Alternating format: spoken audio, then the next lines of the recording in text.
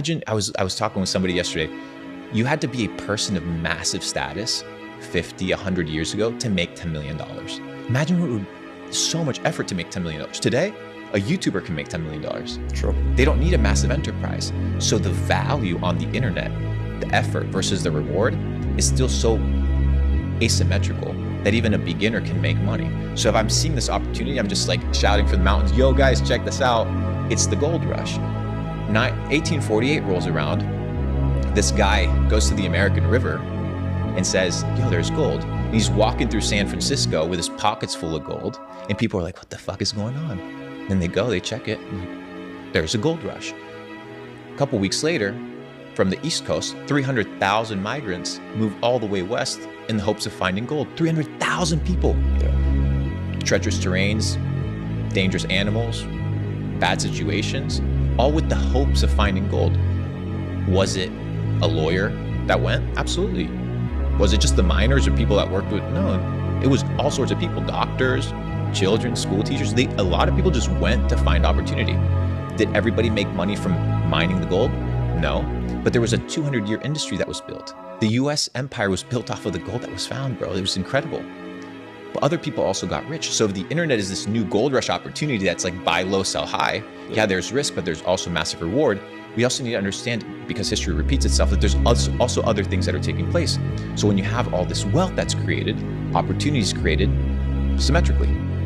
So there's these two gentlemen that are taking dry goods from the East Coast to the West Coast in their carriage. And they're listening to the miners complain how they're making all this gold, but they don't know where to store it. Yeah. One of them was Mr. Wells. The other one is Mr. Fargo. Today, there's a bank with $10 trillion of assets under management. What did they start doing? Creating a bank holding people's what? Gold.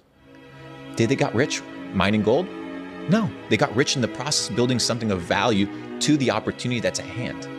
If there was a 10 out of 10 editor today, 10 out of 10 editor, I would pay them $6,000 a month, 10 grand a month, but they don't show up. You would. If he was stellar, you would. Why wouldn't you? But where are they? So talent today is what people need to develop, self-development, because the opportunity is so vast because it's borderless. Another guy's sitting in one of these dry markets selling these goods, 1848.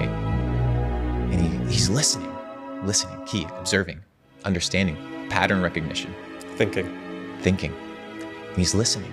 And he's listening to the miners complain that their knees hurt, that their pockets are ripping, they can't hold their tools. So he sets out to build, better resistance pants. He creates denim. His name is Levi Strauss. Did he get rich off of mining the gold? No. He got rich off of offering solutions to the ecosystem or the opportunity of the gold rush at hand. Today, it's happening on the internet. If you can provide value, the marketplace will reward you massively. And that's what I'm trying to explain to people. This internet thing, it's a 200-year industry, bro. It's just getting started. It's year 20, bro. Machine learning's been going on since 1950. Retail's just getting the winds of it, bro. This thing's already been running. Yeah. Just look at Skynet in China. Look it up. It's been crazy. So what I'm explaining is we need to be thinking in the future. Shit's moving really quickly. People are talking about politics. Who gives a fuck, bro? Trump won't be around in 15 years. The policies that he establishes, this thing that, yeah, but the market will pump, okay? Yeah, my meme coin bag's gonna rip. Is that the only reason you pay attention to politics? Because no, I mean, it's tied to the markets. Brother, they're all in bed together. It's all a show. Yeah. It's not real. It's a scam. All of it. Left side, right side of the same fucking coin. Left wing, right wing of the same motherfucking bird. It's bullshit. Yeah. There's a story about Mr. Jones, and Mr. Jones is having trouble in his plantation because the slaves are acting up. They're not performing. Mr. Jones is having an issue in his plantation because he's beating his slaves, but he's not getting the ROI that he wanted. So Mr. Jones goes and asks his buddies, his fellow plantation owners, what's the solution to get more out of my slaves? And he says, you need to go and get a hold of Mr. Smith. Mr. Smith will fix your plantation. So Mr. Jones goes and inquires with Mr. Smith, and Mr. Smith says, don't worry, tomorrow at first hour, just call all the slaves and I will personally talk to them. Just tell them that I am in charge and just leave it to me. The next morning rolls around. Mr. Jones calls all the slaves. They stand in front of the house plantation, the plantation that's a beautiful white house. And it says, "Ladies and gentlemen, I want to introduce to you Mr. Smith.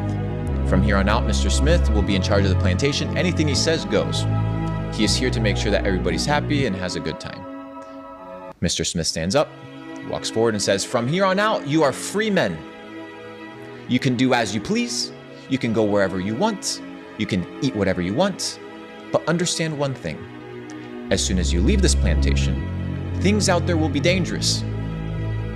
There will be terrorists. There will be plagues. Maybe some other slave master will pick you up and toss you into their slave system. But you are free to go. Or, well, you can be part of this democracy that we're about to create. And we can all work together and own the plantation under this new flag that I created, known as the Jones Plantation flag. And we will salute this flag together every day. And together we will build the plantation." And everybody cheers, "Yes, yes." "And we will see you guys tomorrow at the same time you came in today when you were slaves." Next morning rolls around, 8 a.m., they're happy, rolling around. We're ready to work. By 2 p.m., one of the slaves is laying down under the tree. And Mr. Smith rolls around and says, "Why are you under the tree? Don't you see all your fellow men working? Don't you see all your fellow men vaccinated? Don't you care about everybody else? To the whipping post you go. We will make an example out of you." He talks to a couple of the other slaves and says, "What do you guys think about this behavior? Isn't he lazy? He's not contributing towards the benefit and the good of everybody. Here's the whip. Take care of him." One slave whips the other slave, and everybody cheers. The moral of the story is that we believe we're free up until we break free from the illusion. The next day rolls around, and people witness that that slave was hurt and badly injured. They begin to question Mr. Smith's tactics. So Mr. Smith says, "You know what? Call everybody together once again. We're gonna have a vote.